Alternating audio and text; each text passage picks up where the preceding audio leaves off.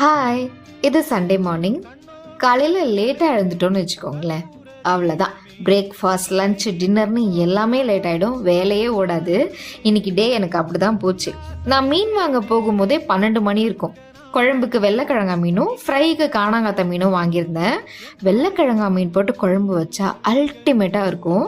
Fry பண்ணுறதுக்கு மசாலாலாம் போட்டு வச்சுட்டு குழம்புக்கு தான் ரெடி பண்ணிட்டு இருந்தேன்.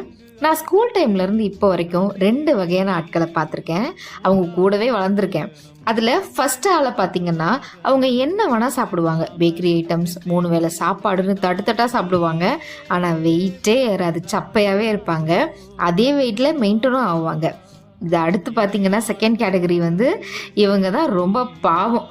சாப்பாடை மோந்து பார்த்தாலே வெயிட் போட்டுருவாங்க. அதில் நானும் சில பல வருஷத்துக்கு முன்னாடி ஃபஸ்ட்டு கேட்டகரியில் இருந்தேன். இப்போ செகண்ட் கேட்டகரிக்கு மாறிட்டேன்னு சொல்லலாம். எவ்வளோ சாப்பாட்டை கம்மி பண்ணாலும் இந்த நான்வெஜ்னு வரும்போது எவ்வளோ சாப்பிட்றோன்னே அளவு தெரியாமல் போயிடுது. இந்த மீன் குழம்பை எப்படி சாப்பிட்ணுன்னா, லைட்டாக குழைய விட்டு வடித்த சூடான சாதத்தில் கொதிக்க இருக்கிற மீன் குழம்பை தளர ஊற்றி வறுத்த மீனும் குழம்பு மீனும் வச்சு பிசைஞ்சு சாப்பிடும்போது அம்மாடி, இதை விட வேற என்ன வேணும்? இன்னைக்கு உங்கள் வீட்டில் என்ன ஸ்பெஷல்னு கமெண்ட்டில் சொல்லுங்கள்.